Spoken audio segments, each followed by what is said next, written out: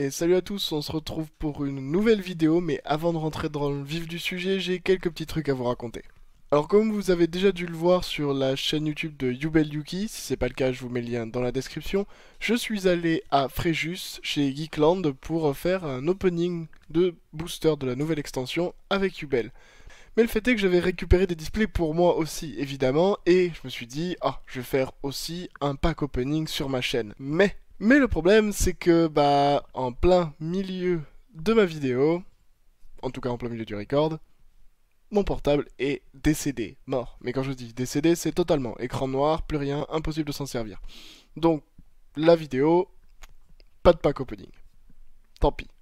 Mais c'est pas grave, j'ai quand même pu m'acheter une nouvelle webcam grâce à ça. J'attends d'avoir quand même un nouveau téléphone portable, ça m'aidera pas mal et surtout ça ne m'obligera plus à utiliser mon casque pour record les vidéos de Speed Duel. Mais voilà, on a quand même un matos suffisant pour faire une vidéo. Et en parlant de la vidéo, on commence tout de suite avec ce premier deck profile.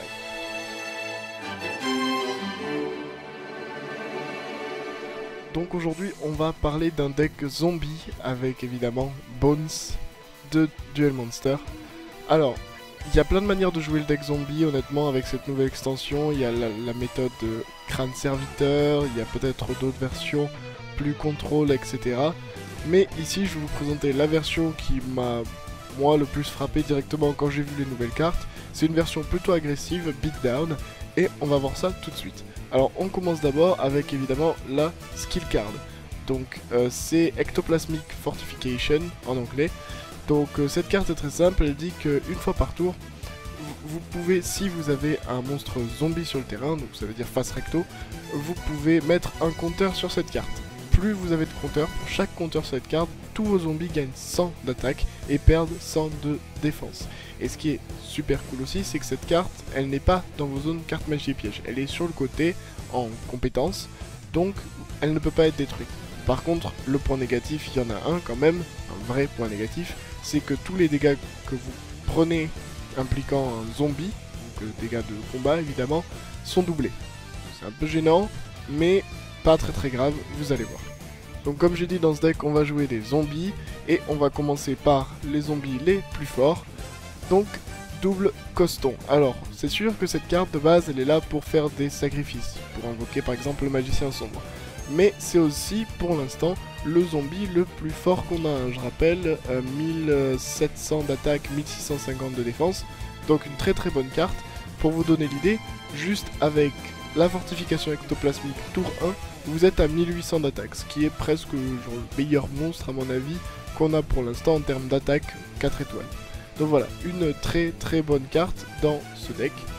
Je joue également 3 dragons zombies. Alors je les joue tout simplement parce que ce sont bien, les zombies avec la deuxième meilleure attaque du jeu, 1600. Et il y a aussi un autre avantage, c'est que le dragon zombie n'a pas de défense. Donc ça veut dire pas de problème avec le côté négatif de ma compétence. Je peux pas descendre en dessous 0 en termes de défense. Et ça me fait quand même un monstre puissant à 1700 d'attaque tour 1. Et le dernier monstre que je joue donc est sûrement le plus fort qui rend ce deck viable en fait, Zombina en 3 fois. Alors, j'ai ici une carte de remplacement tout simplement parce que je n'ai pas encore ma 3ème Zombina, mais ça devrait pas tarder, je l'échange à un ami donc je récupère la carte très bientôt. Alors Zombina, qu'est-ce qu'elle fait? Alors cette carte, j'espère que la caméra arrive à faire, voilà, c'est parfait.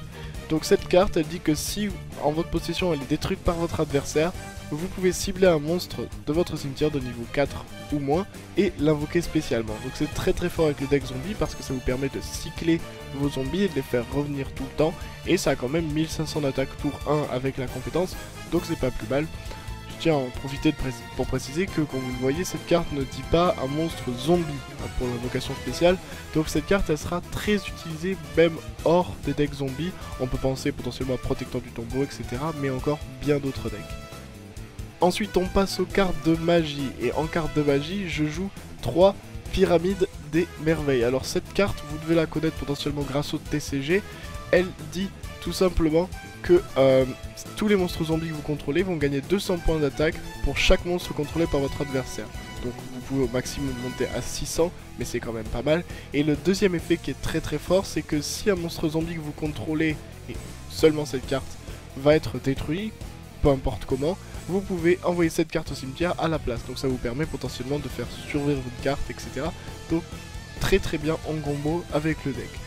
Je vais en profiter pour préciser quand même que cette carte là c'est la principale carte de boost que vous avez. Et ça peut être un problème si dans la méta qui n'est pas encore stable évidemment avec la nouvelle extension, vous affrontez beaucoup de dragons blancs par exemple. Donc s'il y a beaucoup de dragons blancs, je jouerai peut-être moins d'exemplaires de cette carte, et à la place je jouerai des Ririoku ou des à moitié fermés, 1 ou 2, pour justement pouvoir gérer plus facilement tout ce qui est dragon blanc. Et maintenant on passe aux pièges. Alors il va rien avoir de super incroyable, telle surprise, etc. dans les pièges. Ce sont les meilleures cartes, toujours les mêmes pièges pour l'instant. Kunai avec Shen, c'est en 3 fois évidemment. Ça vous permet juste trop de choses en fait. Annuler l'attaque, booster l'attaque de vos zombies. Vu que quand même vous êtes un deck beatdown, vraiment agressif, donc un boost de 500 ça vous aide énormément. Attention néanmoins, avec un Kunai avec Shen et la pyramide des merveilles, vous pouvez très rapidement vous retrouver sans zone magie et piège. Mais c'est quand même très ensuite fort. Comme autre piège que tout le monde connaît évidemment, la tempête des Taquas, de nouveau en 3 fois. Pas grand chose à dire sur cette carte, c'est juste trop fort dans le deck. Ça dans tous les decks d'ailleurs, ça permet de temporiser extrêmement bien. C'est d'ailleurs pour ça que sur Duel Links on l'avait qu'en une fois, mais sur le Speed Duel on l'a en 3 fois, donc on en profite. Et pour terminer, les 2 dernières cartes du deck de Michizure. Michizure qui est très bien, c'est d'ailleurs ce que j'utilise en fait comme méthode de gestion contre tout ce qui est deck Blue Eyes, etc. Si vraiment j'ai pas de Ririoku d'à moitié fermé, ou si je peux pas monter assez vite en point d'attaque. Donc très fort, ça permet en plus de faire de bons combos. Et je rappelle que vous pouvez totalement comboter ça avec Zombina, vu que Zombina est un Si et Michizure est un Quand. Donc ça pose pas de problème pour faire les 2 effets dans une chain, détruire un monstre adverse et quand même ramener un de vos zombies sur le terrain qui sera boosté, parce que c'est vraiment une pression que j'ai oubliée mais qui est très importante. La formation ectoplasmique, c'est un boost sur votre terrain, c'est à dire que vous n'avez pas à avoir votre zombie qui reste sur le terrain pendant 5 tours pour qu'il ait 500 points d'attaque. Si vous avez déjà 5 compteurs sur la compétence et que vous invoquez un zombie, il gagnera directement les 500 points dès qu'il arrive sur le terrain. Donc c'est vraiment très fort. Donc très rapidement pour terminer cette vidéo, on va faire quelques mains pour voir ce que ça donnerait. Alors hop, supposons qu'on soit premier évidemment. On aurait donc voilà une main comme ça. Si on avait été second, on va regarder, on aurait eu un dragon zombie. Mais imaginons même si c'est un premier tour, vous avez un super tour. Vous faites double coston évidemment en position d'attaque. Vous activez directement la formation ectoplasmique qui fait passer le double coston à 1800. Vous faites une pyramide des merveilles, ça veut dire que si votre adversaire à son tour invoque un monstre, votre double coston il est directement à 2000, très fort, et vous avez le Kunai Shen en protection. Et si par un miracle de la science votre double coston est quand même détruit avec 2000 d'attaque, vous pouvez toujours faire un Zombina, booster de nouveau, donc passe à 1600, potentiellement 1800 avec la pyramide des merveilles, vous avez un dragon zombie en main, si le Zombina est détruit au tour d'après, double coston revient à 2200, etc. Donc vraiment un très bon combo ici. Alors on tente une autre main, comme ça on va voir, toujours pareil, on pioche les 4 et puis on verra ce qui se serait passé si on était second. Donc ici, pas mal, 3 pièges et un zombie, et vous allez voir c'est pas un problème. Si on avait été second, encore un kunai, on va voir quand même quand est-ce qu'on avait un monstre, voilà, il arrivait assez vite. Mais ici en fait c'est pas si mal, parce que vous avez dragon zombie, vous pouvez tout set, ou en set que 2 si vous voulez laisser un bait pour votre adversaire. Et là quand même le dragon zombie il a 1700. Vous avez bon, Michizure, vous n'avez pas vraiment envie d'utiliser, mais Kunai avec Shen et la tempête des Taquas, ça veut dire que normalement votre monstre va au moins rester 2 tours. En plus vous en piochez un Kunai derrière, donc potentiellement 3 tours, ce qui veut dire 1, 2, 3 compteurs, ça veut dire que votre dragon zombie il est déjà à 1900.